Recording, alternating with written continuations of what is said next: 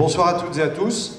Merci d'être avec nous. Alors vous êtes un peu loin, vous auriez pu nous rejoindre là, ce serait plus sympa, mais enfin bon, vous n'allez plus bouger maintenant, peut-être que les rangs vont se remplir. Merci en tout cas d'être là en nombre pour ce sujet, je dirais, fédérateur et on va voir combien important dans la société d'aujourd'hui. Selon l'universitaire américain Robert Zaretsky, qui est professeur d'histoire à l'université de Houston, je le cite, « Les mensonges éhontés font partie du discours politique depuis l'Antiquité grecque et romaine ». Alors deux époques, deux exemples. Pour d'autres, les courts pamphlets qui étaient édités à la fin du XVIIIe siècle ont participé, selon eux, au déclenchement de la Révolution. Alors est-ce que le tweet aurait existé à l'époque? Est-ce que la face du monde en aurait été changée? Ça, on ne peut pas le savoir. En tout cas, pouvait-on déjà parler de fake news à l'époque? Ces informations erronées, articles inexacts ou faux articles? On va voir d'abord parce que la question sémantique est aussi très importante. Le fait est qu'aujourd'hui, la distillation de rumeurs, la manipulation des faits, les mensonges bien souvent partisans envahissent la twittosphère au point d'ailleurs de devenir un vrai problème du point de vue de la démocratie. Je voudrais citer une récente enquête que vous avez peut-être découverte dans Le Figaro il y a quelques jours. C'est une enquête réalisée par l'Institut Kantar et qui montre que 64% des Français font confiance aux médias contre les fake news. Alors, je dirais que c'est plutôt rassurant. Cela dit, la presse écrite reste une référence auprès des personnes interrogées en France, aux États-Unis, au Royaume-Uni, au Brésil. Alors, je dirais dans la globalité du débat, comment les médias traditionnels appréhendent ce phénomène, comment tordre le cou à ces rumeurs, on va dire, trop facilement distillées. Que font le gouvernement? Que fait l'Europe? Que fait l'éducation nationale pour alerter et puis éduquer en amont contre cette satanée machine à mensonges, dénigrement et délation? C'est le thème donc de notre table ronde ce soir, en partenariat avec l'AGEF. L'AGEF, c'est l'association des journalistes économiques et financiers que j'ai l'honneur de présider et dont les rôles, justement, enfin l'un des rôles, est je dirais, restructurer le débat autour de l'actualité économique aujourd'hui, qui en a certainement bien besoin. Et cela, on le fait en mettant en relation les différents acteurs du monde économique et social. Alors, pour aborder tous ces sujets, 4 invités que je vous présente rapidement. Mathilde Damgé, journaliste au quotidien Le Monde. Mathilde, vous faites partie de l'équipe des décodeurs depuis le lancement de cet outil en 2014, précisément. Vous avez participé aux investigations des Panama Papers. Alors, en ce moment, ce sont les Paradise Papers. C'est un petit peu moins gênant, mais ça le reste quand même par rapport au Panama, c'est un phénomène massif. On aura peut-être l'occasion d'en parler, même si ce n'est pas le sujet ce soir. Vous avez précédemment travaillé pour l'agence France Presse, et last but not least, vous avez été couronné d'un prix Pulitzer, donc dans la catégorie journaliste, évidemment. Isabelle Gégouzot, chef de la représentation en France de la Commission européenne. Madame, vous avez commencé votre carrière en tant que magistrate au tribunal de Rouen, puis au ministère de la Justice et du Travail, avant de rejoindre le secrétariat général des Affaires européennes, rattaché au Premier ministre. Donc vous avez une hauteur de vue sur ce sujet très, très importante pour ce témoignage. Karen Prévost-Sorbe. Vous êtes professeure d'histoire-géographie, formatrice au CLEMI. Le CLEMI, c'est le Centre d'éducation aux médias et à l'information.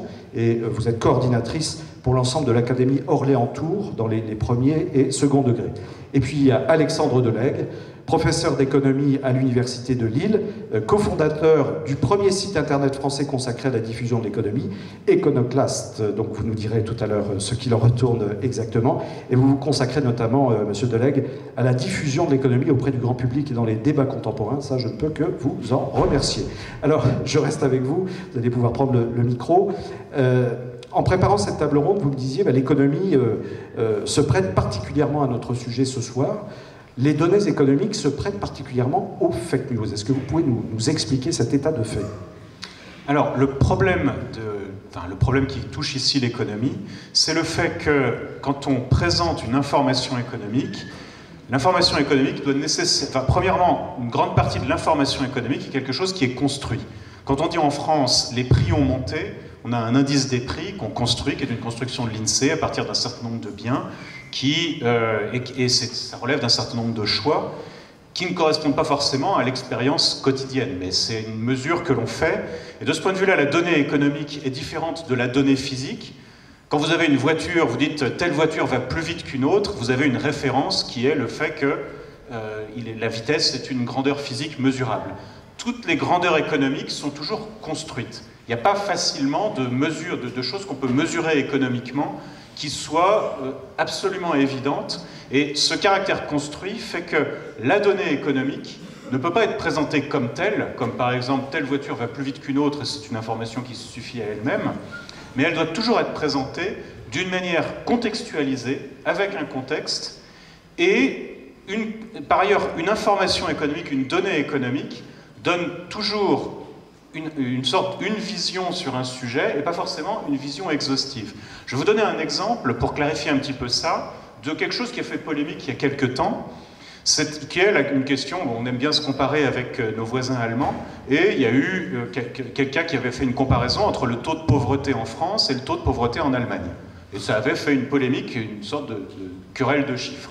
Là, pour aller très vite, premièrement, quand on veut mesurer les taux de pauvreté, on a un indicateur, et effectivement, on constatait que l'indicateur de pauvreté semblait plus élevé en Allemagne qu'en France.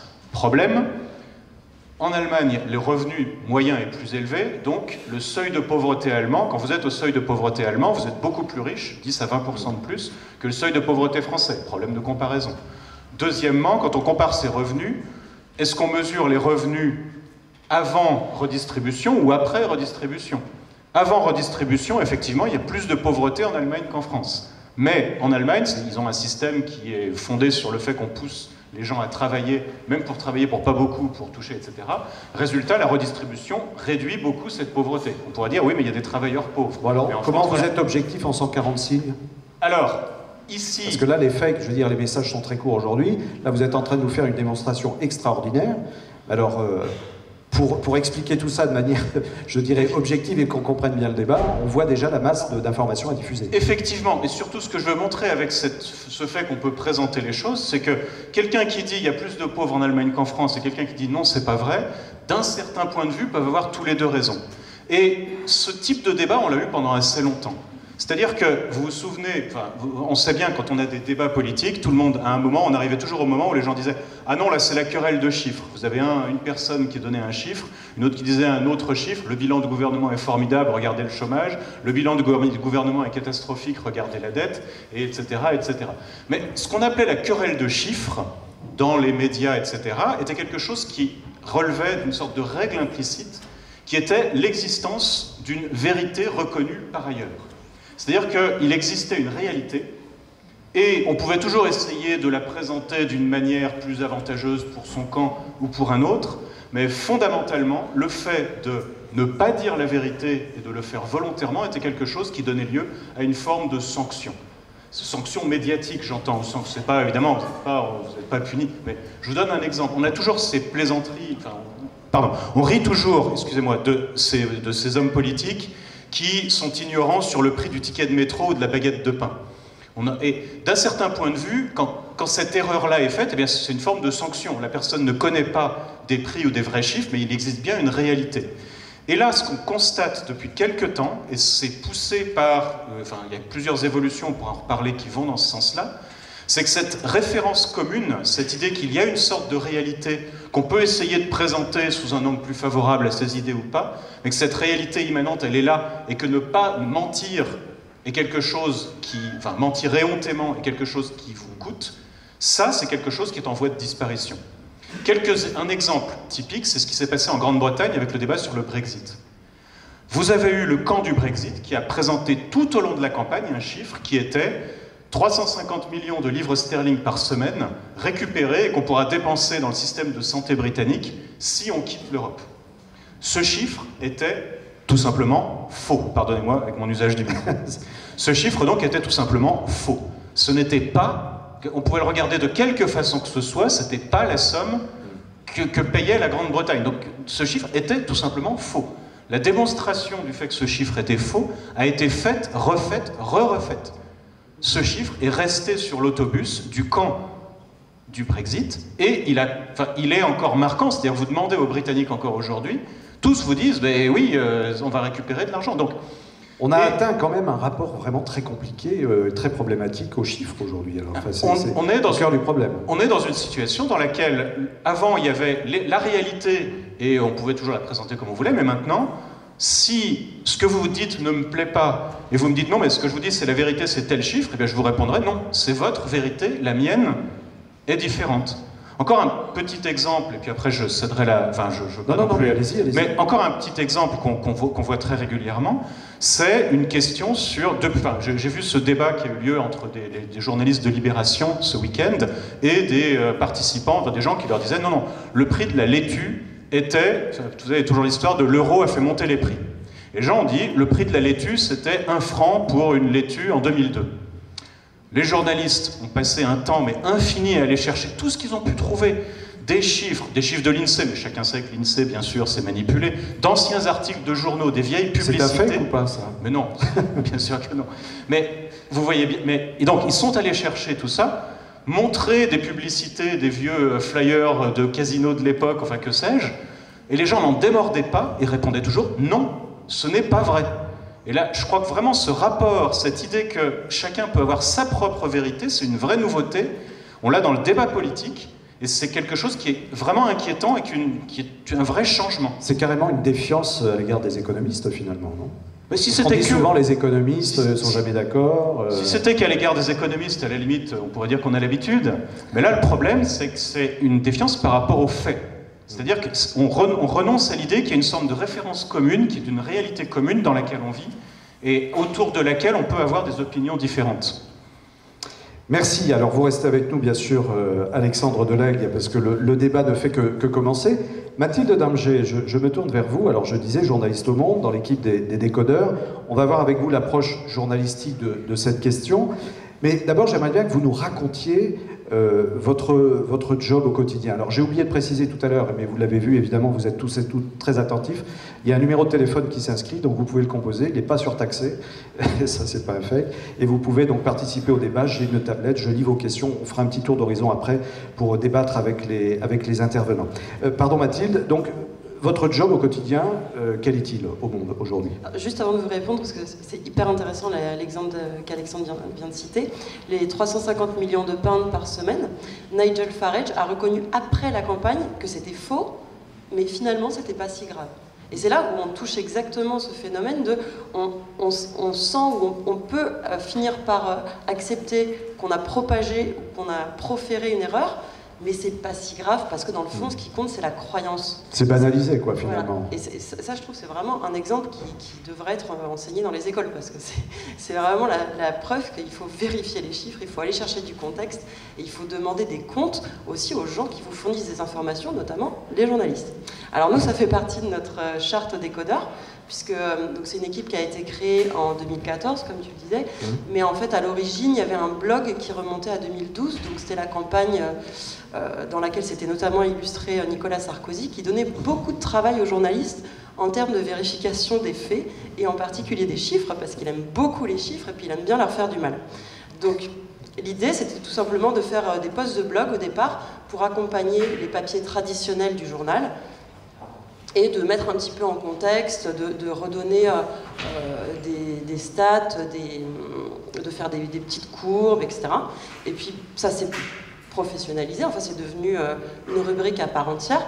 On était 5 à la création, maintenant on est 12, donc notre travail il est évidemment le même qu'à l'origine. Pardonnez-moi Mathilde, est-ce qu'on peut vous demander par respect, ne serait-ce que par respect, un petit peu de calme? Merci beaucoup pour la meilleure compréhension du débat. On y va. Déjà que je suis impressionnée.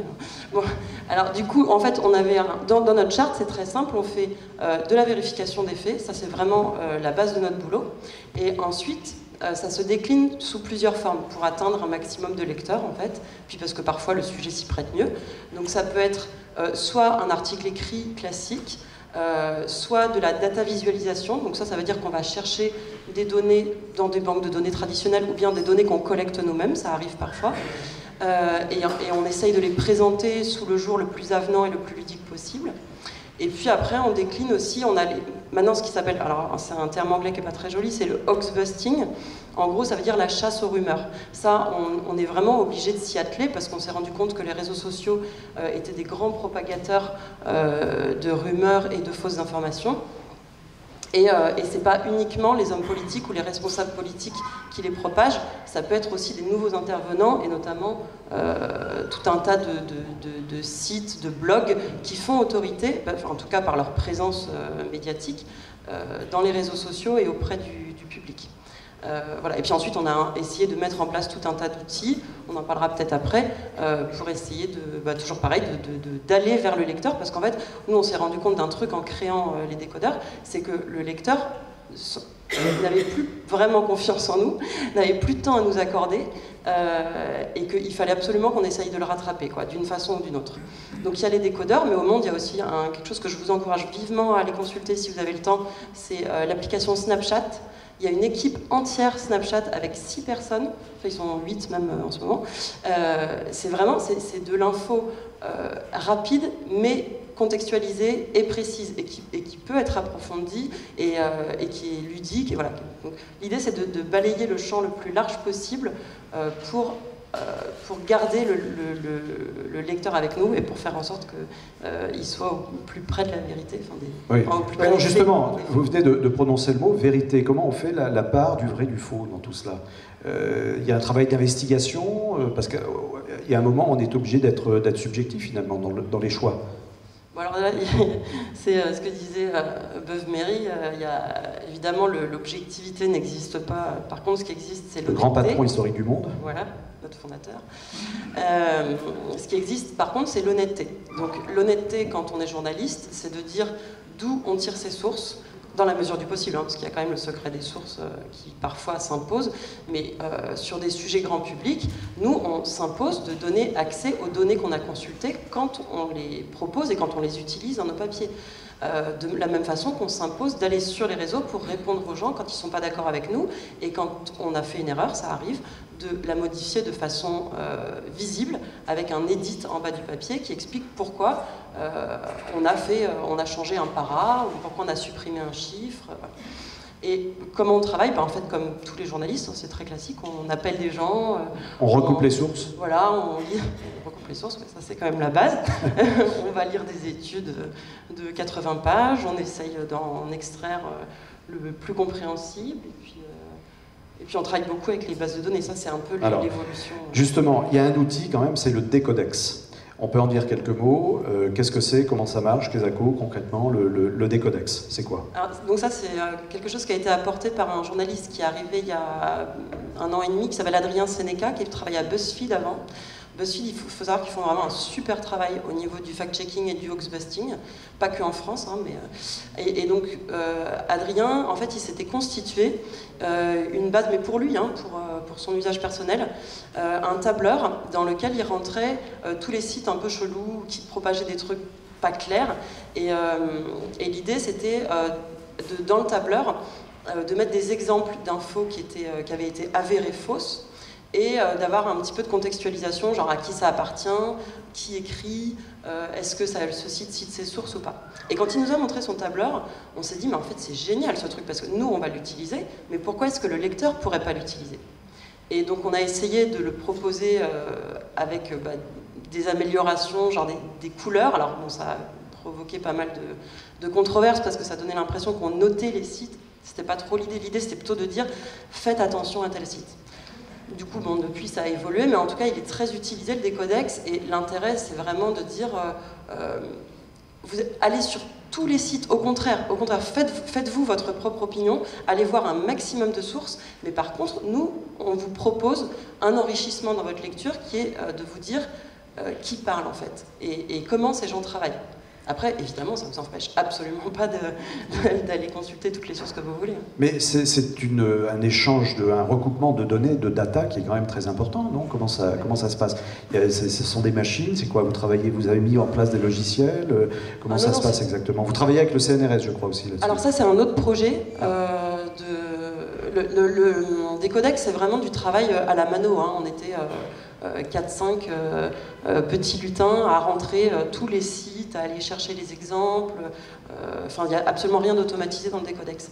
Il y a simplement eu un travail de développement pour que les gens puissent télécharger le plugin ou accéder au site. Voilà. Mais par contre, ce que tu évoques là, c'est il y a effectivement un partenariat qui est en cours avec le CNRS pour travailler à ce qui s'appelle du journalisme augmenté. Alors, c'est pas du fact-checking automatique, hein, ça n'existera jamais, ça n'est pas possible. Par contre, sur la base de l'analyse du langage, on essaye d'agglomérer en fait un maximum d'informations qui puissent apparaître au cours de la lecture d'un article pour toujours donner du contexte. Donc c'est pas du fact-checking, mais c'est une façon de, comme ce que disait Alexandre tout à l'heure, de recontextualiser une information ou un chiffre ou un fait, et du coup de donner les moyens au lecteur de se faire sa propre opinion sur la véracité ou sur la fiabilité. Mais ça demande quand même un sacré effort de la part du lecteur. Je veux dire, c'est pas un acte gratuit. Ça demande d'avoir un regard quand même plus attentif sur l'actualité finalement, parce que ça demande du temps, ce que tu dis, on va se tutoyer puisque voilà. Donc ça demande du temps quand même, alors pour vous journalistes, ça c'est normal, c'est notre job, mais pour le lecteur, faire la part du vrai et du faux, c'est quand même, il faut le vouloir quoi, si je comprends bien. Ah bah c'est sûr qu'il faut avoir envie, enfin on peut emmener le cheval à l'écurie mais on peut pas le faire savoir, hein, c'est toujours pareil. Mais enfin je veux dire, si les gens veulent croire que c'est faux, ils croiront que c'est faux, puis on n'y fera rien quoi, c'est tout, c'est comme ça. Alors c'est la limite de l'exercice justement. Ouais. Ça je peux peut-être vous la poser à tous la question d'ailleurs, peut-être Alexandre, la limite de l'exercice, chacun bon, si la personne veut croire que c'est faux, bah c'est faux. Si un chiffre, si la personne, le lecteur ou un auditeur, un spectateur pense qu'un chiffre est faux et qu'il persiste dans, je ne vais pas dire son erreur, puisque ce sera un jugement de valeur de ma part, c'est les limites de l'exercice finalement. Je pense que ce qui est même pire, malheureusement, c'est qu'on a même l'effet opposé. C'est-à-dire que quand vous apportez des informations à quelqu'un en lui disant « telle chose n'est pas vraie », parfois vous pouvez provoquer exactement l'effet inverse.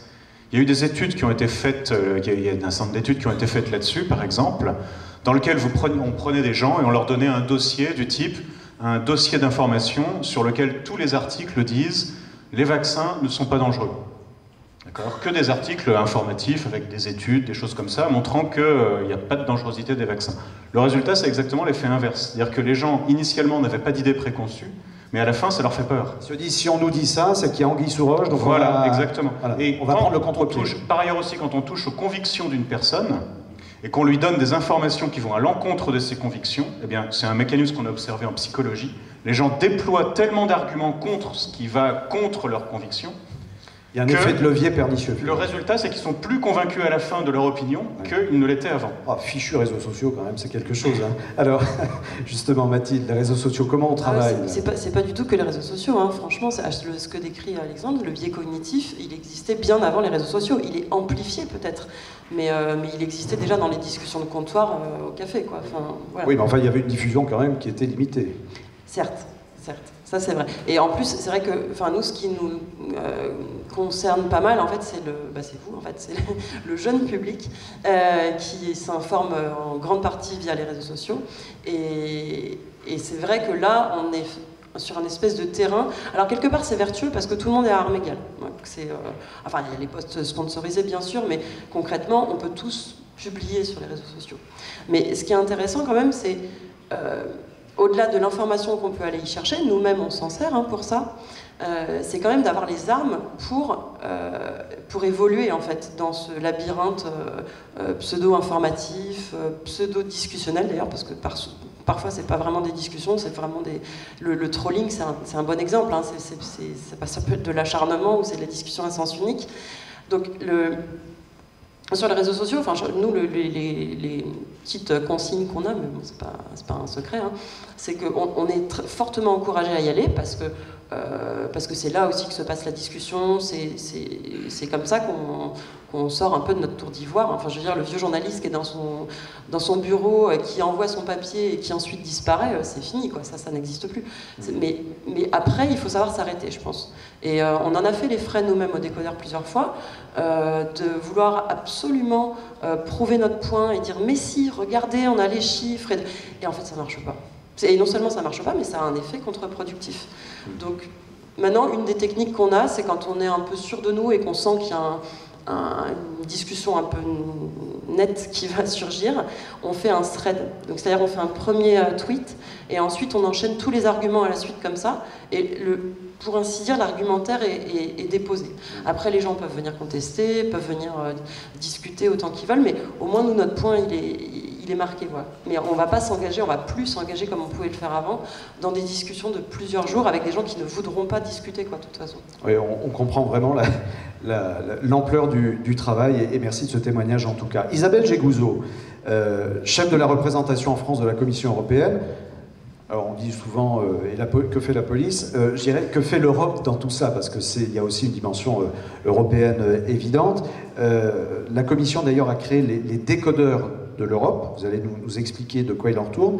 Et Bruxelles s'est même doté d'une task force pour lutter contre certains fake news. Alors expliquez-nous un petit peu votre démarche. Alors, effectivement, l'Europe fait partie des fantasmes et on a remarqué que circulait en France sur l'Europe toute une série d'idées reçues, fausses, et aussi que les Français étaient très très mal informés sur l'Europe. On a fait une étude dans tous les pays de l'Union européenne, les Français sont parmi ceux qui se sentent les plus mal informés. 73, alors que la France est un pays fondateur, 73% des Français disent l'Europe, on ne sait pas, on ne comprend pas. Et du coup, ce manque d'information, de connaissances générales permet effectivement toutes les rumeurs. Et donc nous, à la représentation en France, parce que c'est une initiative de la Commission dans sa représentation française, on s'est rendu compte aussi que notre communication pouvait s'améliorer et qu'on était parfois un peu difficile à comprendre parce qu'on avait une communication très, très technique, très technocratique, très institutionnelle, assez casse-pied. Et donc on a voulu contribuer à un débat démocratique, et pour participer au débat démocratique, la première chose c'est d'être compris. Et donc, on a essayé de répondre d'une part à un certain nombre de ces idées reçues qui traînent sur l'Europe, du type Schengen facilite la circulation des criminels, depuis l'euro tout est plus cher, la fameuse histoire de la salade. Moi j'ai la même avec la baguette de pain où tout le monde croit que lorsque l'euro est arrivé, une baguette coûtait 1 franc. Non, à cette époque-là, une baguette coûtait 4,30 francs. Et aujourd'hui, c'est-à-dire à peu près 0,76 €. Aujourd'hui, en moyenne, la baguette de base vaut 0,86 €. Donc ça n'a pas augmenté plus que l'évolution du pouvoir d'achat. Donc des choses comme ça qui circulaient aussi sur le fait que l'Union européenne coûte une fortune aux Français. L'Union européenne, ça coûte 86 centimes par jour. Donc on a voulu essayer de ramener on n'aura pas le temps de vérifier, hein, mais bon, on vous fait confiance. Vous pouvez.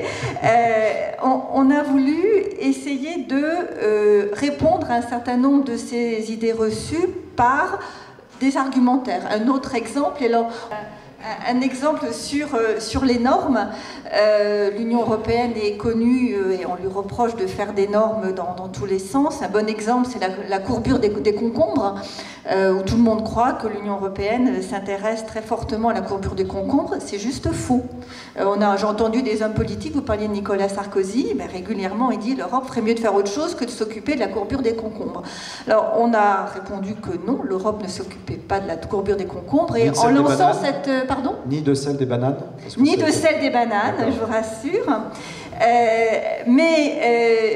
On a donc lancé en se moquant un petit peu de nous-mêmes, qu'on allait faire des normes sur la taille des bobards. Voilà, je me permets de vous taquiner. Et c'est donc ce petit dessin qui a permis de lancer notre opération sur les décodeurs de l'Europe, ou aussi pour être un petit peu moins institutionnel et un petit peu plus accessible, on s'est associé à un dessinateur parce que si les chiffres peuvent pas toujours, les dessins peuvent parfois beaucoup, et l'humour aussi. Et c'est ce qu'on a voulu faire. Alors, le bon exemple, c'est que très souvent, à la source de ces rumeurs, il y a des choses qui sont vraies. Effectivement, l'Europe fait des normes. Mais pourquoi est-ce que l'Europe fait des normes? Tout simplement parce qu'on est dans un marché qui est un marché de 500 millions de consommateurs, de 28 pays. Si chaque pays a ses normes, quand vous êtes une entreprise et que vous voulez exporter dans le pays d'à côté, ben vous êtes coincé par la norme du pays d'à côté. Donc il faut mieux une norme que 28, et c'est ce qu'on explique. Ces normes, elles sont faites de manière conjointe avec les États membres et avec les industriels, donc on ne les impose pas, on les négocie. On essaie de les... elles ne sont pas toutes obligatoires, il y a juste celles qui ont vraiment des mesures de sécurité. Par exemple, pour les jouets, il y a des normes qui sont obligatoires parce que là, c'est une question de sécurité et l'Europe est là aussi pour apporter de la sécurité. Donc, c'est ce type d'explication un peu basique pour pourquoi on fait les choses que l'on a voulu... Pour faire de la pédagogie. Voilà, on a voulu faire de la pédagogie. Donc, très souvent, on a fait toute une série de fiches. Donc, vous trouverez à l'entrée ce petit livre qui pesait très lourd quand je l'ai apporté, qui répond à toute une série d'idées reçues. Tout ça est bien entendu en ligne sur le site de la Commission européenne en France. Et vous trouvez des réponses à ces questions un petit peu basiques qui traitent. Alors, ça, c'est la moitié de notre opération. Juste un tout petit mot sur la deuxième moitié de cette opération, qui est aussi d'expliquer ce que l'Europe fait de positif et que personne ne sait. Alors, c'est quoi? C'est ça le décodeur? Alors, les décodeurs, c'est deux choses. C'est à la fois répondre aux idées reçues et expliquer ce qu'on fait de positif et que personne ne sait. Je vous donne un exemple, le mandat d'arrêt européen. Tout le monde a considéré que lorsque Salah Abdeslam, après les attentats du 13 novembre, avait été arrêté en Belgique au mois de mars et remis en France au mois de mai, tout le monde trouvait que c'était absolument normal. Sauf que ça n'existe qu'en Europe, parce qu'on a un outil qui s'appelle le mandat d'arrêt européen, et que tout le monde a oublié qu'un autre auteur d'attentats, des attentats de 95, qui était Rachid Ramda, s'était réfugié au Royaume-Uni. Il a fallu 10 ans pour l'extrader. Donc l'Europe, ça sert aussi à faire des choses positives, et c'est ce qu'on essaie de dire dans cette opération décodeur. Vous avez peut-être encore d'autres... Alors, j'ai quelques... En fait, c'est surtout des images, des dessins que je voulais vous montrer. Donc, l'Europe, ça coûte un porte-avions? Non, ça coûte un tout petit porte-avions, 0,86 centimes par jour et par habitant, par européen. Et avec ça, on fait des opérations... On s'axe sur ce qu'on ne peut faire bien qu'ensemble, typiquement Galileo. Galileo, aucun État membre aurait été capable de le faire. Galileo, c'est l'équivalent du GPS américain, qui est encore plus précis que le GPS américain. Exactement. Et ça, c'est parce qu'on a un budget européen qu'on peut faire. Un autre exemple, c'est la PAC, qui est accusée de beaucoup de mots. La PAC, c'est la politique agricole commune, mais c'est quand même ça qui permet à l'Europe d'être non seulement autosuffisante d'un point de vue alimentaire, mais aussi d'avoir une agriculture qui est une des plus performantes du monde. Ça, vous êtes sûr que ça permet de lutter vraiment contre les fake news? Alors, concernant l'économie européenne, tout l'environnement européen? Ça y participe, et ça y participe. On a clairement le problème que vous indiquiez. Comment est-ce que... quel public on va toucher? Donc nous, on essaie d'abord d'être présent dans le débat. On a une parole institutionnelle à donner, il nous semble important de la donner. Donc c'est ce qu'on fait. Avant, on était totalement absent du débat. On a voulu être présent et dire un certain nombre de choses.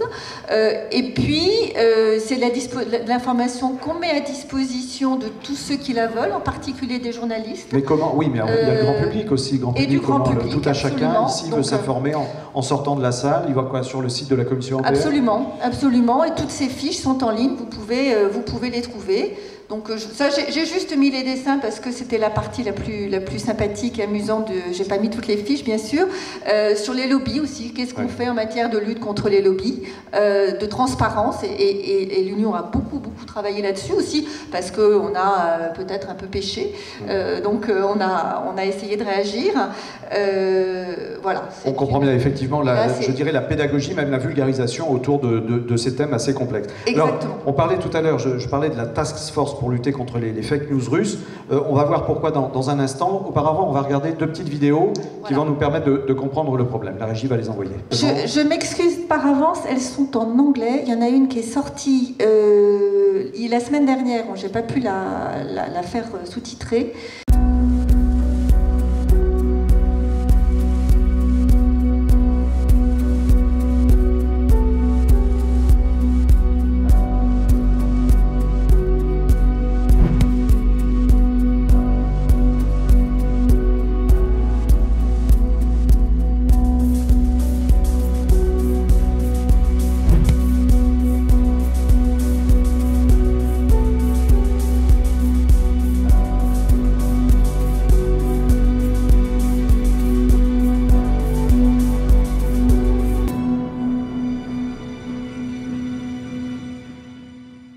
Ça, c'est un exemple de ce qui circulait dans les médias russes. Les Français veulent élire Poutine. Il y en a une deuxième qui suit ou pas? La deuxième, c'est sur la Belgique, sur le nombre de viols quotidiens en Belgique. Aussi une information qui circule dans les médias russes.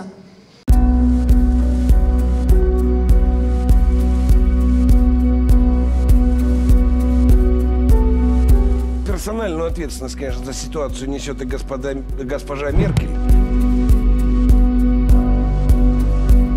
Например, Новый год в Кёлен, там они тысяч женщин бил как-то насилован. Да? Вы знаете, да? Да, тысяч. И Брюссель это каждый день. Ну просто Брюссель щипали это за... каждый день. Господи.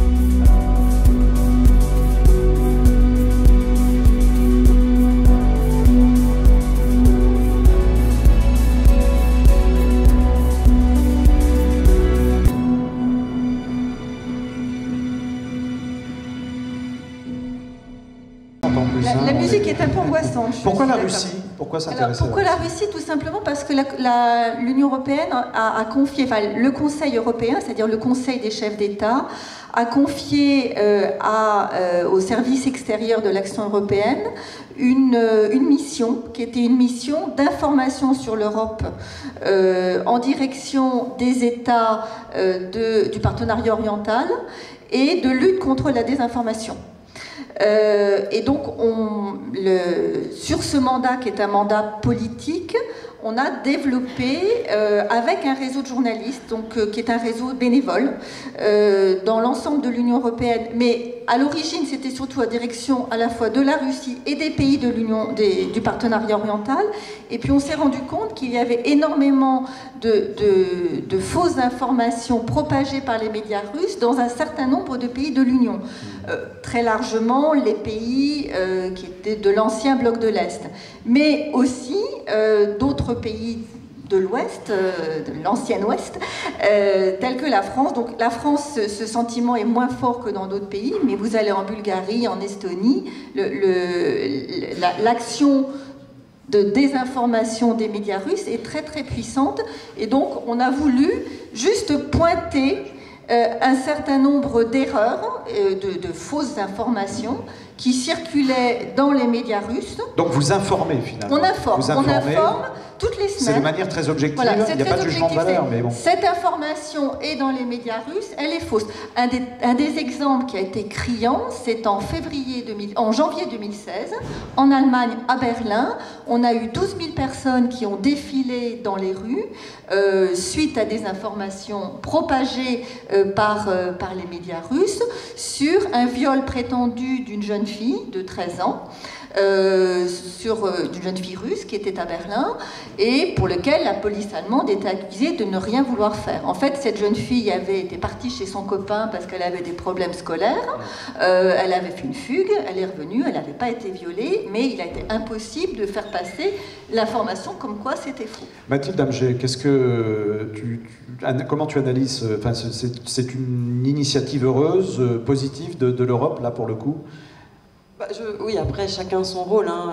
Clairement, il y a une communication institutionnelle d'une part, et puis nous, notre travail de fact-checking, de journaliste d'autre part. Parfois, il arrive qu'ils se rejoignent, et là, on est clairement sur le même terrain. On n'a pas de conviction sur l'euro, on s'en fout de l'euro, hein, concrètement. Par contre, ce qui nous intéresse, c'est de donner des faits et des chiffres avérés quand il y a un débat qui touche l'euro, par exemple, exemple pris complètement au hasard, le débat entre Macron et Le Pen pendant la présidentielle. C'est vraiment un moment où il s'agit de rétablir des faits, et donc on s'appuie notamment sur ce que vous faites. Et on a beaucoup de travail grâce à RT et Sputnik, hein, qui sont des médias russes qui tentent de s'implanter en France, qui ont une audience assez forte vis-à-vis des jeunes, ce que tu me disais tout à l'heure, Karen. Et c'est clair qu'on est tellement proche de la désinformation que du coup moi je comprends en tant que citoyenne qu'il y ait une anti-propagande côté... Alors il n'y a pas que l'Union Européenne, il y a aussi l'OSCE qui a mis ça en place. D'ailleurs je crois que vous travaillez, il y a des gens qui travaillent un petit peu des deux côtés là. Et l'OSCE donc, qui comprend donc la Russie et qui s'est engagé à lutter contre la désinformation. Voilà, ce qui pose des problèmes en interne dans leur organisation. Mais après, Alexandre Delague, vous souhaitiez réagir sur ce point? Oui, je voulais juste faire une petite remarque parce que la situation, ce qui s'est passé avec la Russie, il y a un précédent qui est ce qui s'est passé en Ukraine.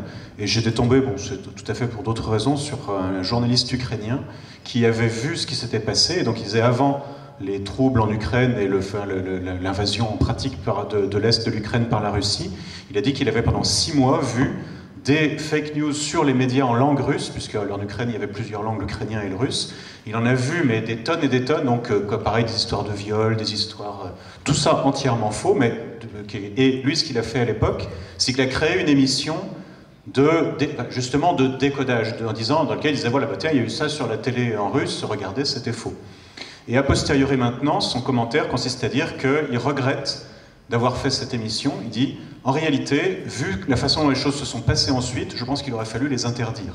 C'est-à-dire qu'il aurait fallu carrément censurer directement ces émissions. Et c'est une vraie question, parce que, évidemment, personne ici n'est favorable à la censure, mais je pense que, si je dis ça, c'est pour montrer qu'il y a quand même un enjeu qui va au-delà d'une simple discussion. C'est le problème du balancier, quand le balancier va trop loin de l'autre côté. L'alternative, si on n'arrive pas à éviter ça, c'est d'avoir pas d'autre choix que la censure.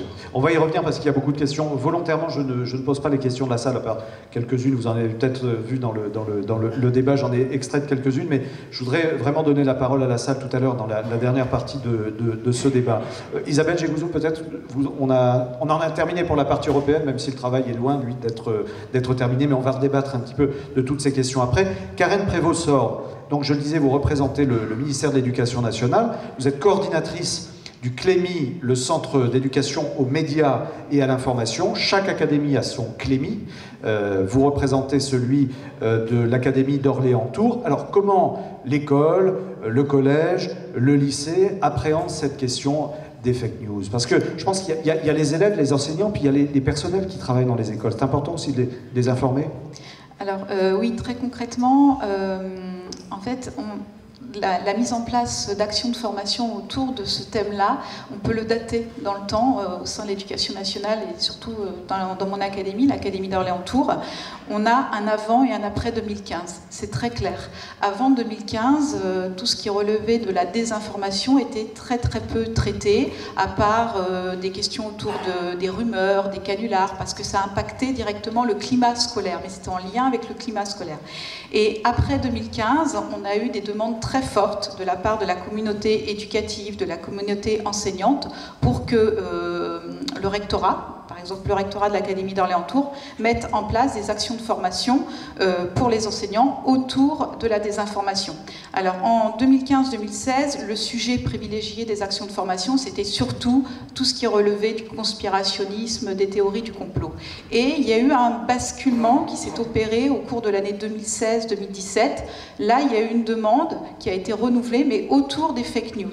Mais je pense que les deux sont liés. Conspirationnisme et fake news sont vraiment liés. Parce que quand on gratte la demande des enseignants, on voit bien que les deux sont liés. Et je pense que les deux sont aussi le reflet de notre société actuelle. C'est-à-dire que ce sont vraiment les mots d'une société qu'on pourrait dire fracturée aujourd'hui. Parce que je voudrais revenir sur ce point-là, ce qu'on observe aussi, moi ça fait 10 ans que je suis coordonnatrice du CLEMI, c'est-à-dire que je suis en charge de développer l'éducation aux médias dans l'Académie d'Orléans-Tours. Le contexte a considérablement changé ces 10 dernières années dans le milieu éducatif, pédagogique. C'est-à-dire ? C'est-à-dire que ce qu'on observe dans les établissements scolaires, que ce soit au collège ou au lycée, aujourd'hui, c'est qu'il y a une défiance généralisée, quasiment généralisée, envers ce qu'on appelle la parole officielle. C'est-à-dire qu'aujourd'hui, je ne vais pas mettre tous les jeunes dans le même sac, mais on a de plus en plus de jeunes qui ouvertement disent qu'ils se méfient de la parole donnée par les institutions, par les hommes politiques, par les médias. C'est la défiance de l'ordre établi, finalement. Voilà, exactement. Il y a une méfiance envers l'autorité. Voilà. Et ça vient se greffer sur un autre problème aussi, c'est qu'aujourd'hui, on a des jeunes aussi qui sont face à un paysage médiatique de plus en plus complexe. C'est-à-dire qu'aujourd'hui, ils sont face à une surcharge informationnelle avec l'accès notamment aux informations via Internet, via les réseaux sociaux, et ils ne sont pas toujours en capacité de distinguer de ce qui relève de l'info ou de l'intox. Ils ne savent pas faire le tri. Ils ne savent pas. Et nous-mêmes, parfois, voilà. Pareil, hein, je veux dire, les adultes, c'est kiff-kiff. Hein. Voilà, exactement. Et ça, je pense que c'est important aussi à préciser parce que parfois, on a une vision un peu trop stigmatisante des jeunes et de leur manière de s'informer. On pense qu'ils s'informent très très mal, mais on oublie que les adultes aussi s'informent très très mal. Il y a un autre problème aussi qui est venu se greffer, c'est le fait aussi que quand on interroge les jeunes, quand on les sonde, quand on leur demande de quelle manière ils s'informent aujourd'hui, on se rend compte que les réseaux sociaux deviennent les principales portes d'entrée de l'information. Quand on gratte encore plus de manière plus détaillée, on se rend compte que Facebook et YouTube deviennent les deux principales portes d'entrée. Et ce qui veut dire qu'on a des jeunes aujourd'hui qui s'informent presque exclusivement sur Facebook et YouTube. Et quand on regarde, quand on remonte par exemple une timeline sur Facebook, on se rend compte qu'il y a un peu de tout. Hein. Il y a des liens sponsorisés, il y a des commentaires... C'est pas de l'information telle qu'on peut les lire dans les journaux, etc. Voilà. Et au milieu de tout ça, on trouve de l'intox. Et on trouve... des fake news. Alors, comment vous travaillez avec ces élèves et ces personnels enseignants, puisqu'on a bien compris que c'était une problématique plus générale. Est-ce qu'on appréhende vraiment correctement le sujet aujourd'hui ?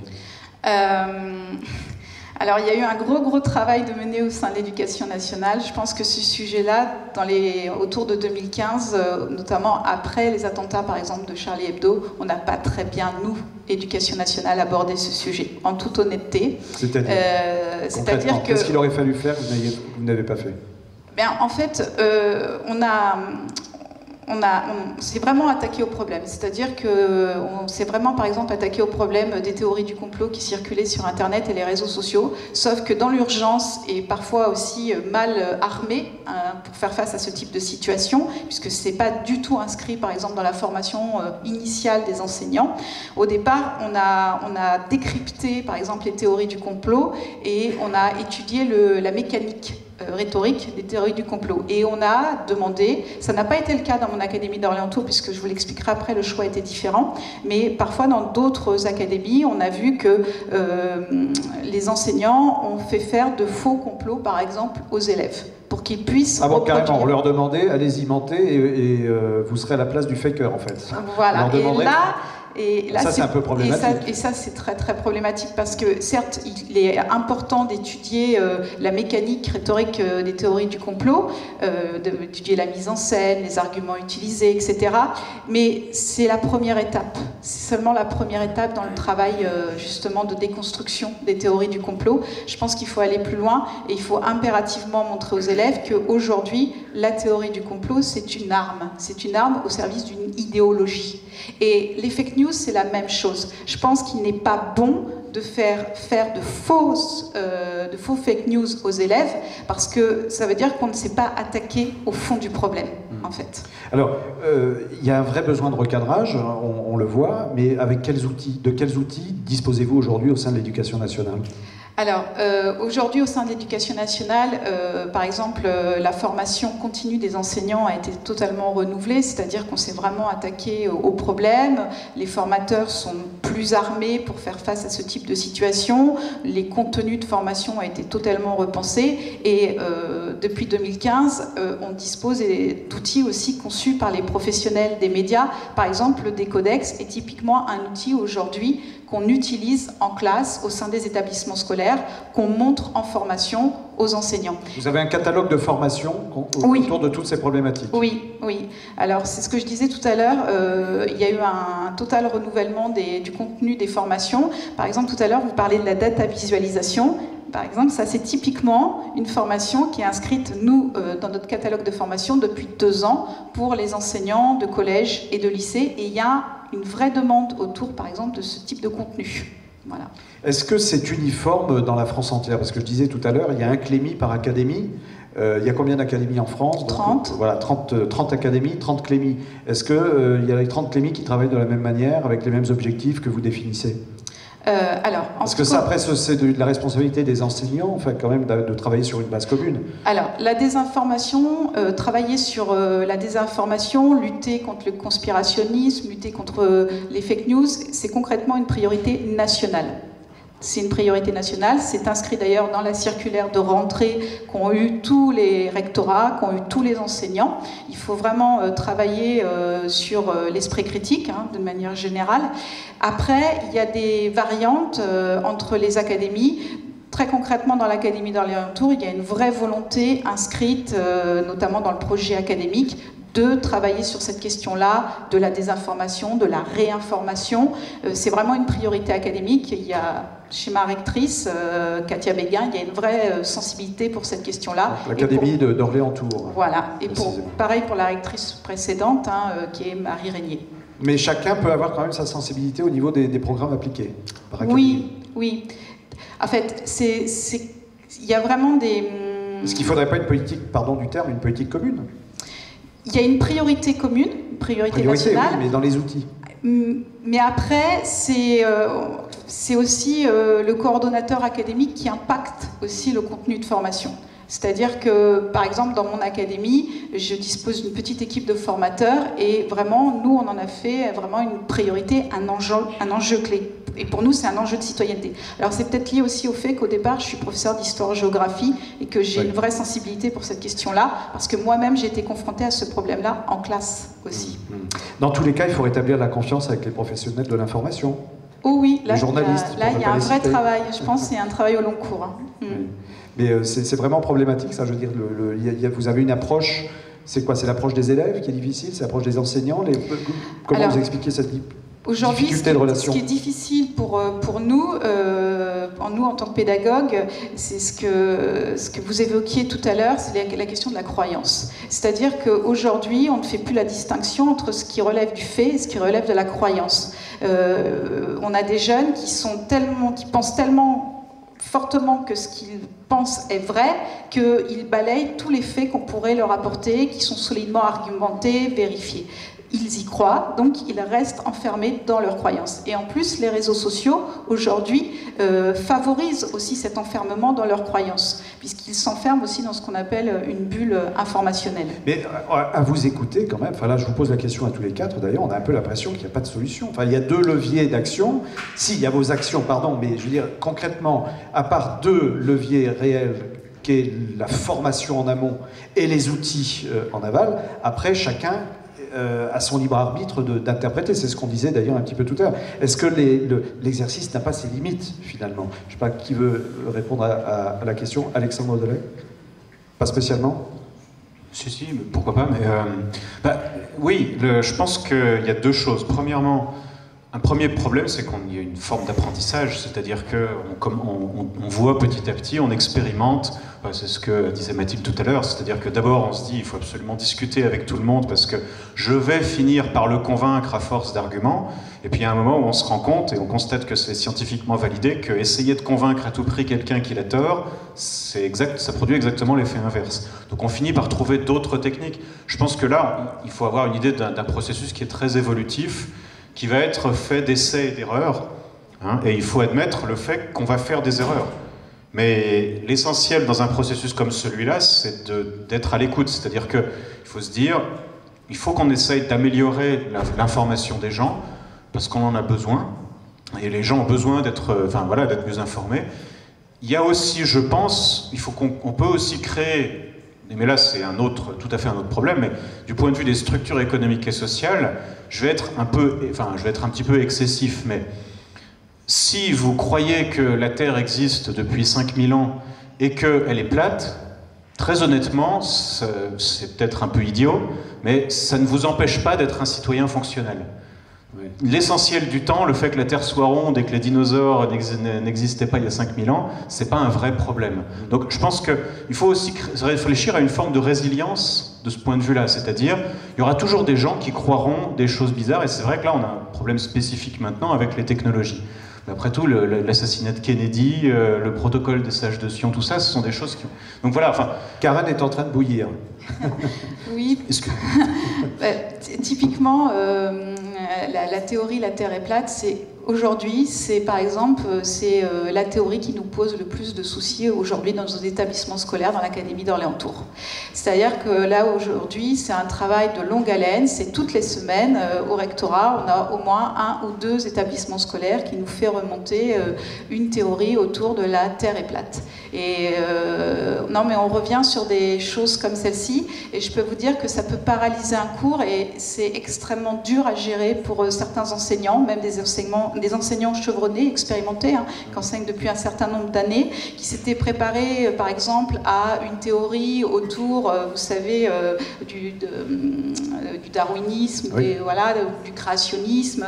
Là, ils sont préparés à ça. Mais la Terre est plate, non, n'étaient pas préparés à ça, ils ne le sont toujours pas. Ce qui veut dire que... Pourquoi ils n'avaient pas appris ? C'est très compliqué, et c'est vrai que quand c'est remonté au rectorat, là, surtout l'année dernière, j'ai regardé rapidement sur YouTube, en tapant la Terre est plate, on trouve une multitude de vidéos à format court, hein, 3 minutes, extrêmement bien faites, qui reprennent les codes scientifiques. Alors qu'est-ce qu'il faut faire ? Il faut les interdire ? Il faut les bloquer ? Ah non, non, nous on s'en sert de matériaux justement pour les déconstruire, et on les piste, c'est-à-dire qu'on fait un petit peu un travail aussi auprès des enseignants en formation, mais aussi en classe auprès des élèves. On fait un travail de fact-checking, hein, c'est-à-dire qu'on demande aux élèves de jouer le rôle de stalker, de pisteur. On leur demande de repister qui a posté la vidéo, etc. Et moi je crois plus en ce travail de fond qui s'inscrit sur un temps long, mais où on arme intellectuellement les élèves. On leur dit pas c'est faux ce que tu crois, on leur dit c'est à toi de me prouver. On lui donne les clés pour comprendre, et voilà. On le fait travailler. Mais est-ce que tous les enseignants dans leur cours ont le loisir et le temps de le faire ? Est-ce que c'est pas un autre problème aussi, ça, de finalement dégager dans les programmes du temps pour ce genre d'affaires ? Alors, l'environnement aujourd'hui de travail des enseignants a considérablement changé avec le numérique, hein. On est dans un espace de travail totalement numérique, et ce qui veut dire que l'enseignant aujourd'hui doit totalement repenser sa manière de faire effectuer une recherche sur Internet aux élèves, un travail qu'il donnerait à faire aux élèves. Donc ce temps-là, c'est pas un temps vain. Au contraire, on le répète. C'est en répétant la tâche aussi que l'élève va s'outiller et va avoir le bon réflexe. Mathilde Damgé, sur ce point. Non, moi je trouve que, effectivement, on peut être un citoyen fonctionnel tout en pensant que la Terre est plate, mais quand même, c'est hyper grave quand ces gens-là votent, quoi. Pour avoir un débat démocratique serein, il faut pouvoir s'appuyer sur des chiffres et sur des faits avérés. Pardon, c'est pas un mot sale, hein, la vérité ou l'exactitude. À un moment, il faut se réconcilier avec ça aussi, peut-être. Et moi, je trouve qu'il y a une désinhibition qui est assez flagrante chez pas mal de nos responsables politiques et chez certains responsables, y compris dans certains médias, vis-à-vis du faux, quoi. Qui est...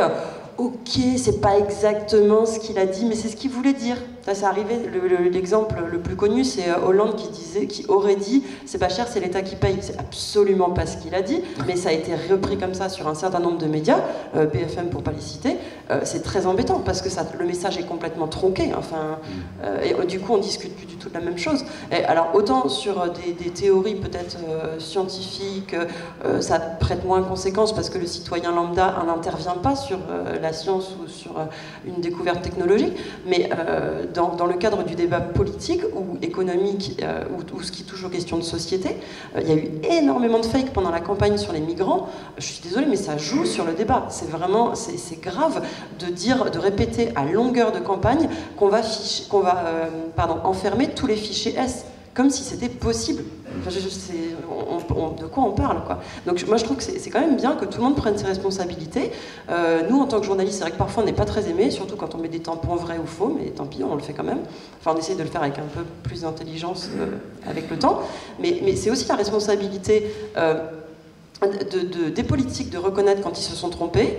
Certains le font, et c'est aussi la responsabilité du pouvoir politique de prendre des décisions. On parlait de la censure tout à l'heure, c'est une question qui est super grave, mais qui est abordée désormais. Il y a eu des discussions, par exemple en Allemagne, pour mettre des amendes à Facebook s'ils propagent des fake news.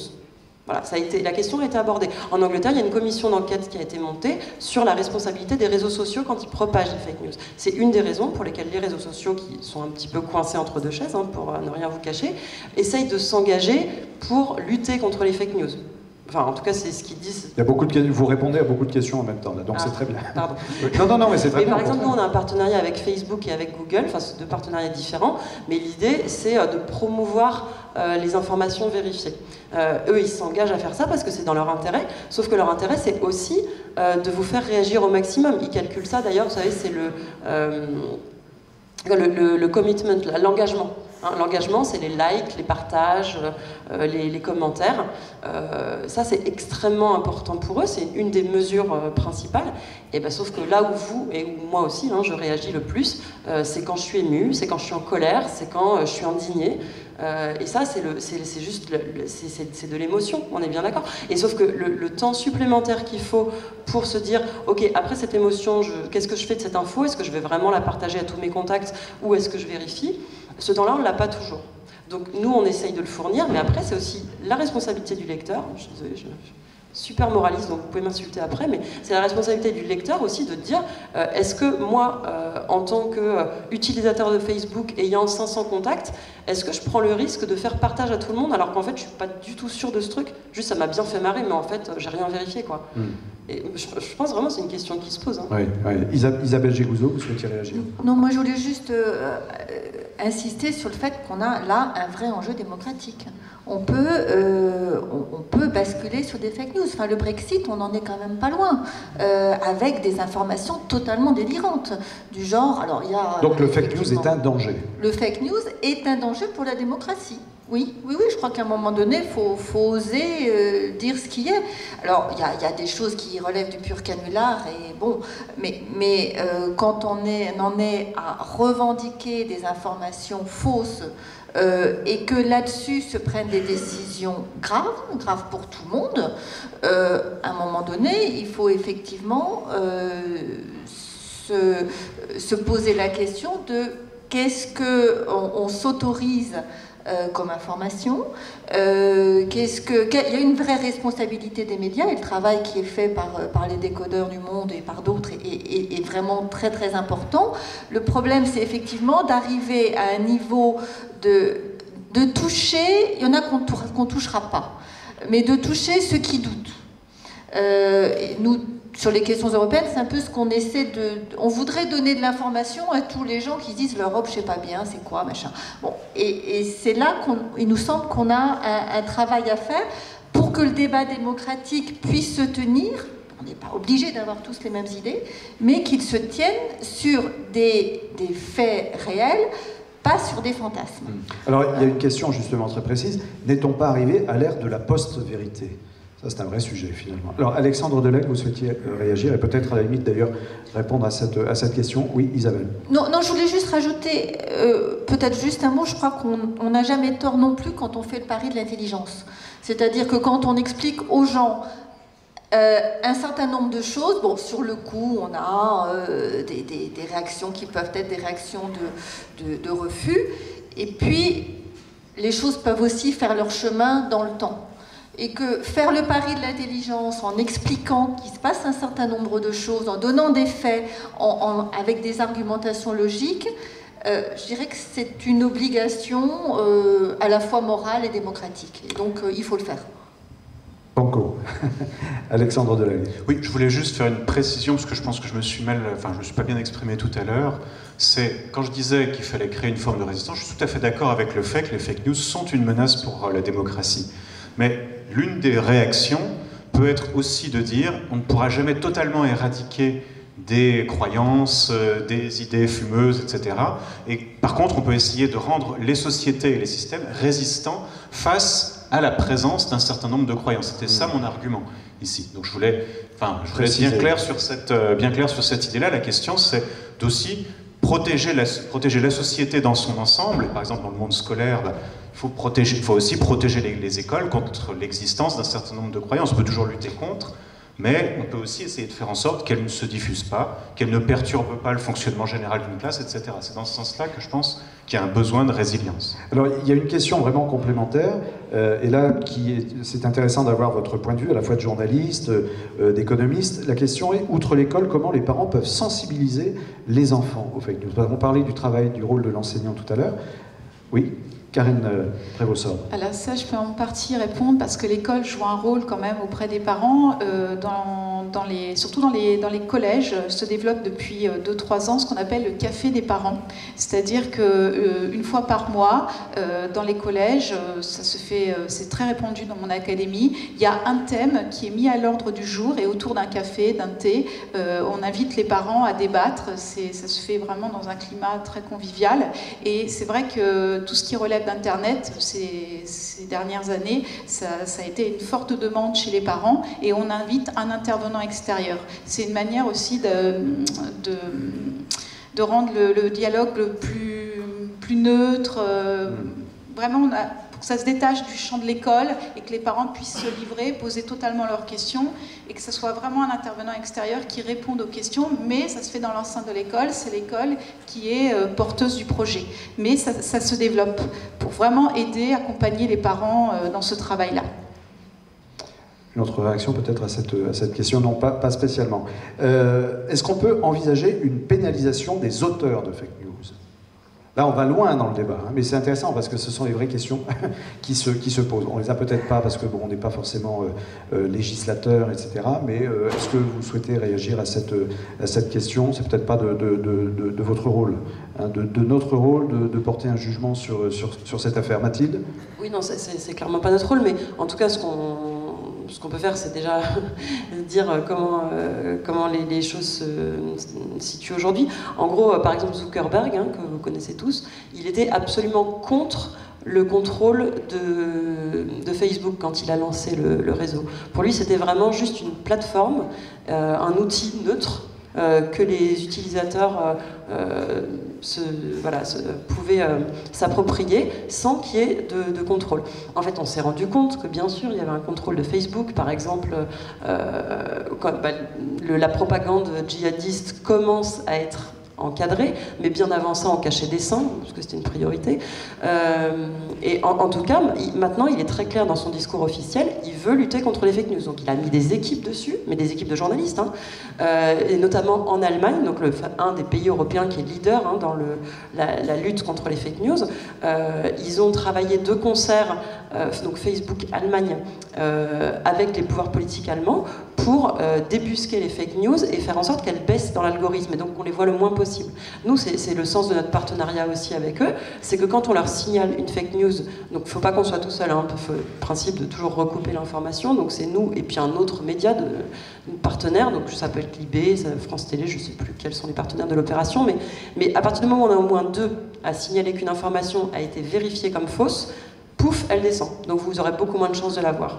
Et surtout, elle ne pourra plus être sponsorisée. C'est-à-dire que les propagateurs ne pourront plus gagner d'argent avec. Donc ça, c'est le début d'une répression, entre guillemets. Hein. Après, ce qui peut être envisagé, c'est par exemple de donner des amendes aux gens qui produisent une fake news volontairement, notamment quand elle a un enjeu dans le débat démocratique et qu'elle va influencer les gens dans leur vote. C'est pas pour rien que les Allemands s'en sont préoccupés, hein, c'est parce qu'il y avait des élections cette année. Hein. Mais à partir du moment où effectivement ça pèse sur la qualité du débat démocratique, on peut envisager que ça soit pénalisé. Après ça, c'est une discussion qui se fait au niveau des citoyens et des responsables politiques, c'est pas aux journalistes. Aux législateurs, voilà. en l'occurrence. Karine Prévost-Sorbe, vous souhaitiez réagir? Oui, parce que là, justement, quand on parlait d'économie autour des fake news, ça fait partie aussi des choses qui ont énormément changé dans nos contenus de formation. Maintenant, on s'intéresse beaucoup aussi à l'économie qui se cache derrière les fake news aussi. C'est apparu de manière très, très, très concrète avec l'élection de Donald Trump. Et ça, c'est quelque chose maintenant qu'on aborde en formation et qu'on aborde avec les élèves aussi, l'économie des fake news. Que ça génère énormément d'argent, tout ce qu'on a, le clic, quoi, la machine à clic. Bien et sûr. Ça, les élèves, les jeunes n'ont pas du tout conscience de ça. Et je pense que là, il y a un vrai enjeu derrière. Il y a des professionnels du fake news. Il il y a des gens qui gagnent, un peu comme les pilotes de course, un peu comme, je ne sais pas, enfin, un galopeur. Enfin, il y a vraiment des gens qui gagnent de l'argent en publiant des fake news. Oui, il y a eu un exemple qui a été vu il n'y a pas très longtemps là, dans le cas des États-Unis, de quelqu'un qui avait commencé par faire ça un peu comme des canulars, c'est-à-dire qu'il produisait des informations assez grotesques du style Hillary Clinton a rencontré les extraterrestres et elle a décidé de vendre le Texas après les élections, enfin le niveau à peu près de la nouvelle.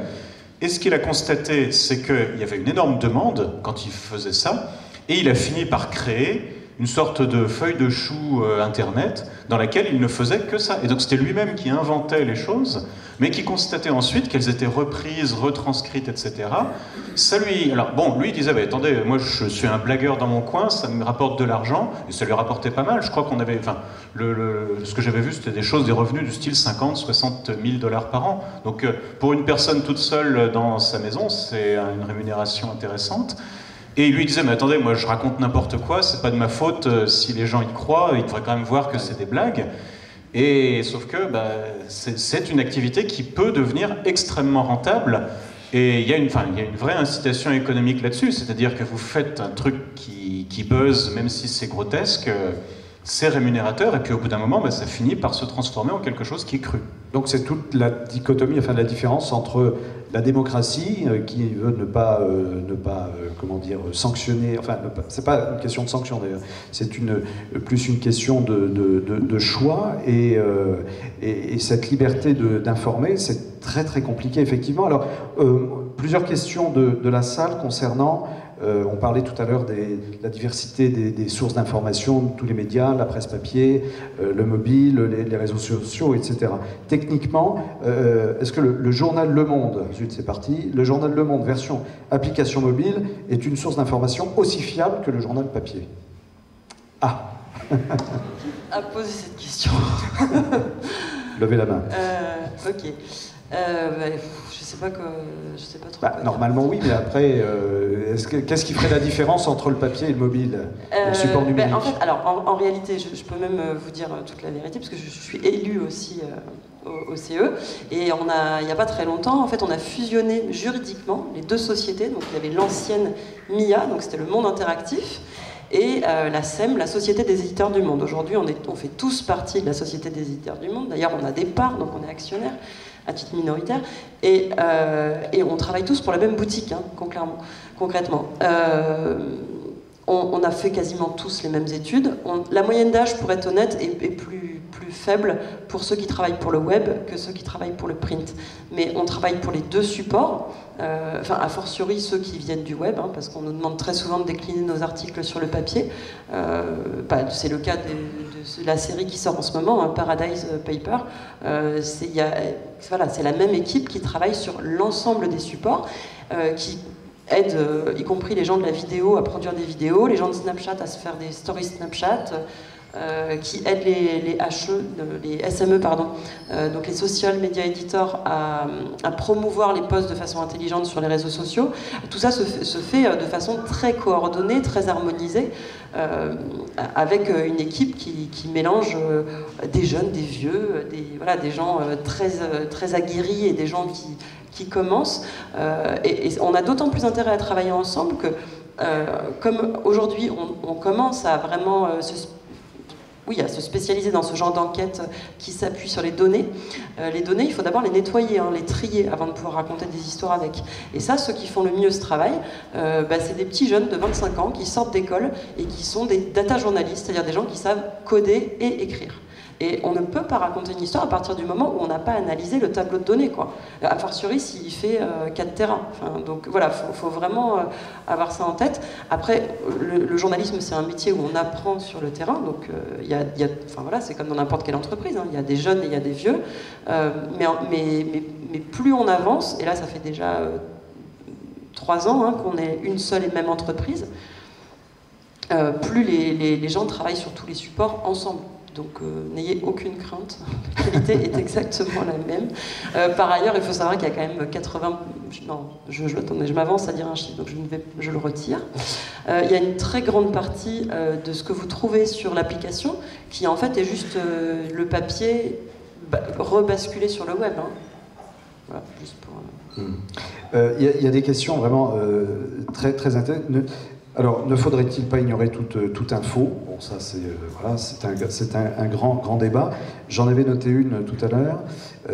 Pardonnez-moi, elle m'a échappé. Ça passe assez vite. Oui, comment faire le tri entre les différentes infos? Bon, alors ça, c'est une question de la hiérarchie de l'information. Les journalistes connaissent bien la hiérarchie de l'information. Il y a toujours les priorités. Est-ce qu'on peut faire un tri? Parce que le tri est toujours très subjectif finalement. Comment le lecteur ou l'auditeur peut intervenir pour faire ce choix? Vous lui donnez les clés, c'est ce que vous disiez tout à l'heure. Il n'y a pas vraiment de recette particulière. Est-ce que quelqu'un souhaite... Alexandre Delahaye? Toujours sur l'économie d'ailleurs, on peut y revenir. Sur l'économie, je pense que là, bon, nous, on a en tant qu'enseignant en économie, on a beaucoup à améliorer là-dessus. Parce que, et bon, enfin, il y a deux choses, enfin, on peut parler de ce type de sujet, mais l'économie a évolué aussi dans le sens de l'analyse des données. C'est-à-dire que l'économie est passée d'une période dans laquelle on était très pauvre en données. Typiquement, vous faisiez une étude auparavant dans les années 80, si vous aviez un tableau de chiffres avec 30 chiffres, vous étiez déjà très heureux, quoi. Maintenant, maintenant l'essentiel de la production économique, là je parle de la recherche, est une production de données, c'est-à-dire essayer de trouver un lien entre différentes variables, quelque chose qui est beaucoup plus de ce qu'on appelle de l'empirique. Et peut-être que là, on a une formation à apporter, nous, en tant qu'enseignants en économie, c'est-à-dire que on est encore dans parce que vous savez, c'est toujours pareil, l'enseignement, on enseigne comme on a appris, et donc il faut attendre que les vieux profs prennent leur retraite. Je dis ça, bon voilà, on en est tous là, hein, mais pour que les choses évoluent. Hein, je sais bien, moi aussi, non mais je le reconnais bien volontiers. Bon, moi j'ai été formé d'une certaine manière, c'est dur de s'adapter à des nouvelles manières de faire, donc c'est tout à fait logique.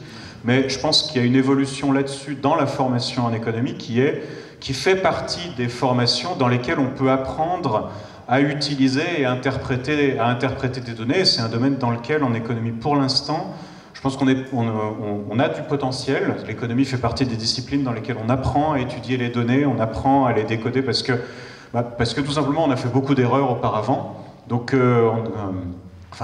les économistes ont été habitués à faire vous savez, les études qui marchent et qui cessent de marcher, etc. Oui. Donc je crois qu'il y a pas mal d'expertise dans ce domaine-là et qui peut passer ensuite, au niveau universitaire, dans une sorte de formation générale à l'utilisation des données, parce que l'économie fait partie des disciplines dans lesquelles on utilise des chiffres de la société. Donc, il y en a d'autres, hein, les sociologues aussi font ce type de choses, les psychologues d'une certaine manière aussi, mais je pense que les économistes ont, là aussi, à progresser dans ce domaine, dans l'apprentissage de qu'est-ce que c'est qu'apprendre à utiliser des données, à essayer de tirer des informations de données. Il y a un apprentissage qui est en cours là-dedans, et l'économie fait partie des disciplines qui peuvent apprendre quelque chose aux gens dans ce domaine. C'est la formation en amont, finalement. C'est tout est question, tout revient à la formation initiale. Disons que quand moi je forme parfois des futurs journalistes, des étudiants qui vont passer ensuite les concours des écoles de journalisme, je me dis que parfois, je me dis que la formation que je leur donne pour l'instant, elle contient pas mal de théorie économique, et c'est pas inutile, mais je pense qu'à terme, les former à l'économétrie, c'est quelque chose qui leur sera probablement plus utile dans l'avenir que la formation que j'ai pu recevoir moi, et telle qu'elle est. Oui, Mathilde.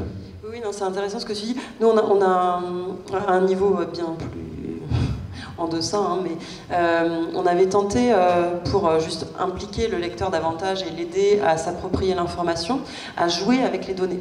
Et alors, par exemple, on avait dessiné vous-même le bilan de François Hollande. On s'était inspiré d'un exemple du New York Times, hein, je ne vous cache rien. Donc en gros, il s'agissait on vous disait, allez dessinez la courbe du chômage, dessinez la courbe du PIB, et c'était marrant, c'est que, parce que du coup nous on a enregistré les tests que les gens faisaient, et en fait tout le monde dessinait un bilan catastrophique de Hollande. Et, parce que quand on voyait les courbes, mais il y a vraiment un écart énorme, quoi. Et ça peut être intéressant aussi. Bon, c'est beaucoup moins... on ne parle pas d'économétrie ou de choses sophistiquées comme ce que mentionnait Alexandre, mais en tout cas, dans l'appropriation d'une réalité économique, ça peut être intéressant aussi que les gens se jouent avec, un peu comme les histoires dont vous êtes le héros, quoi. Ça, c'est un des formats qu'on essaye de développer. Isabelle Gégouzeau. Alors, il y a une question très précise sur l'Europe. Est-ce que la représentation de l'Europe en France a procédé à une évaluation de l'efficacité des démentis publiés et autres désinformations? Alors, un peu. D'abord, on a vu progresser considérablement le nombre d'abonnements à nos différents comptes, parce qu'on les diffuse sur les réseaux sociaux, Facebook et Twitter, et on a triplé le nombre d'abonnés. Donc on a vu qu'il y avait quand même un intérêt qui était suscité par cette démarche. On a vu aussi que des journalistes étaient très intéressés. On a eu beaucoup de contacts avec des journalistes qui étaient intéressés, qui reprenaient ces informations, qui les confrontaient avec d'autres. Donc on est apparu comme acteur dans le débat public, ce qui était peu le cas auparavant. On a aussi été un peu aidé par un président de la République qui a mis l'Europe au cœur des sujets du débat. Donc forcément, il y a eu un point d'intérêt sur l'Europe avec un spot braqué sur les questions européennes qui a généré de l'intérêt, et donc l'information s'est un petit peu plus focalisée là-dessus, ce qui n'est pas dommage. Hein. Je répète, ce chiffre de 73% des Français, c'est le chiffre le pire d'Europe, qui se sentent totalement sous-informés sur les questions européennes. Donc il y a un vrai sujet de comment on fait en sorte que cette connaissance d'une des institutions qui agissent sur notre quotidien quand même, en produisant des normes dans toute une série de domaines, et qui aussi notre capacité d'agir collective. C'est-à-dire sur certains sujets, si on n'agit pas au niveau européen, on n'agit pas du tout. Quand on parle de climat, quand on parle de numérique, même quand on parle de respect de nos propres valeurs, quand on voit ce qu'il y a autour de nous, les zones qui nous entourent, on a intérêt à exister au niveau de l'Union européenne. Donc c'est ces enjeux-là qui sont importants et qui sont remontés un petit peu dans le niveau. Alors, je voulais dire aussi que c'est une initiative qu'on a prise au début en France. Nos collègues anglais avaient démarré, mais eux, ils étaient sur du pur fake. Nous, on a fait un petit peu plus de pédagogie, mais bon, vu ce qui se passe au niveau... Est-ce que le gouvernement français en fait assez? Parce que vous citez le cas de la Grande-Bretagne, je crois qu'au Royaume-Uni, il y a une commission parlementaire qui a été créée vraiment spécifiquement pour lutter contre ce fléau. En France, ce n'est pas le cas. Est-ce qu'on devrait le faire? Alors, moi, je me limite plutôt aux questions européennes. Mais c'est vrai que ce qu'on voit au Royaume-Uni, c'est surréaliste. Au moment du Brexit, on a eu des rumeurs du type l'Europe va interdire aux chauffeurs de camions de manger du muesli le matin. J'en ai vu une qui date de la semaine dernière, qui est l'Europe va interdire les crayons de couleur. Enfin, c'est vraiment du n'importe quoi. Alors, en fait, sur les crayons de couleur, ce qui est derrière, c'est que l'Europe va interdire le plomb dans les crayons de couleur. Mais c'est pas interdire les crayons de couleur. Au Royaume-Uni, on voit vraiment n'importe quoi avec une presse tabloïde qui n'a pas son équivalent en France. Et je pense que c'est quand même une des différences. En tout cas, ce qui est très important, c'est qu'il y ait une appropriation de ce débat, notamment du débat européen, je parle de ce qui me concerne, pour qu'on ait un vrai débat sur l'Europe. Et on peut faire des tas de choses, mais pas sur la base de fantasmes. Mathilde Damgé, alors le Royaume-Uni est offensif en France? Oui, alors non, justement, en fait, je te pique ton rôle 2 secondes pour reposer la question, parce que moi, ça m'intéresse vraiment. Est-ce que l'Union européenne pense que la France en fait assez? Parce que vous dites... Sur les fake news ou sur l'Europe? Sur les fake news. Alors, sur les fake news, je ne peux pas répondre parce que c'est vrai qu'il n'y a pas de vraie réflexion. Enfin, on a une réflexion sur les fake news sur l'Europe, sur les idées fausses propagées par la Russie, mais de réflexion horizontale sur les fake news, on n'en a pas, mais aussi parce que c'est un domaine où il n'y a pas une vraie compétence européenne. Alors, on peut avoir un débat autour de la démocratie. Alors, la France va, sur l'information sur l'Europe en France, ça, je peux vous dire que clairement non. Clairement non. On va avoir des élections européennes l'année prochaine, en 2019. Il y a un enjeu démocratique majeur de savoir, d'expliquer aux Français ce que fait l'Europe. Ce qu'elle fait et ce qu'elle ne fait pas d'ailleurs, parce qu'on lui reproche de faire des tas de choses qu'elle ne fait pas et qu'elle n'est pas compétente pour faire. Typiquement, on n'est pas compétent pour lutter contre les fake news. Ça, c'est une compétence des États.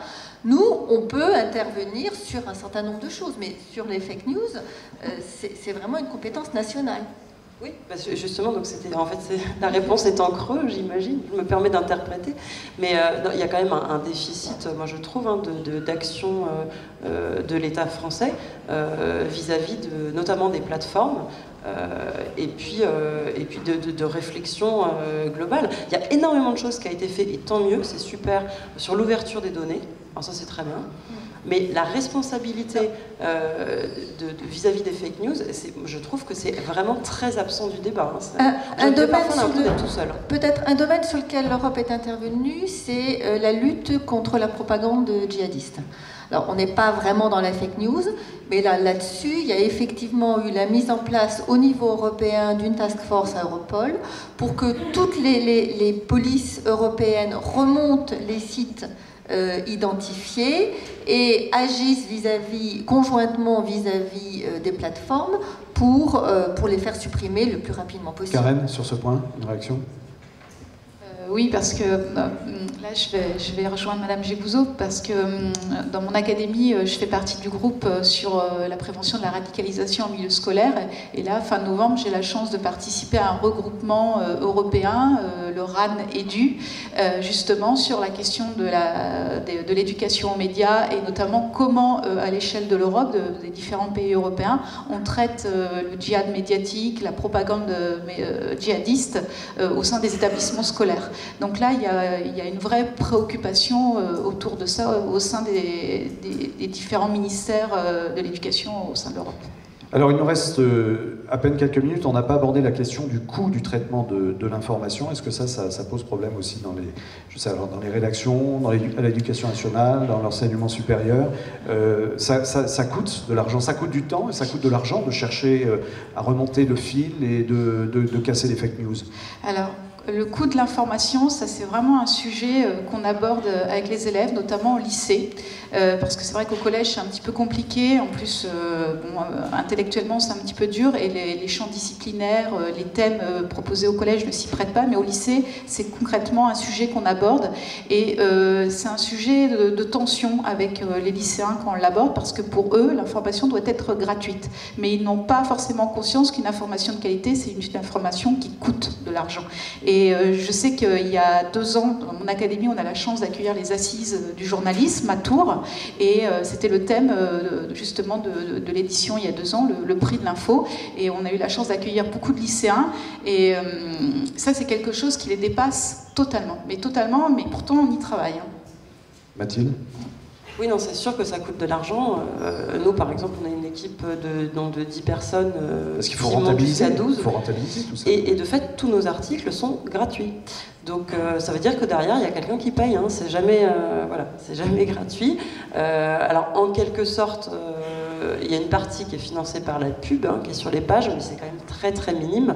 En gros, c'est un équilibre qui est construit au niveau du groupe Le Monde. Donc c'est un choix qui a été fait, un choix stratégique de la direction de dire on promeut des articles de qualité gratuitement, mais ça n'aura qu'un temps. Enfin, ça ne pourra pas durer éternellement. Ça, c'est évident. Il y a un modèle qui se cherche encore aujourd'hui, notamment sur le web. Avec en revanche des coûts qui eux sont non négociables. Enfin, je veux dire, si on veut de la qualité, il faut recruter les gens, il faut les payer. Beaucoup de travail accompli jusqu'à présent et beaucoup de chantiers encore ouverts. Merci infiniment pour votre éclairage. Merci beaucoup.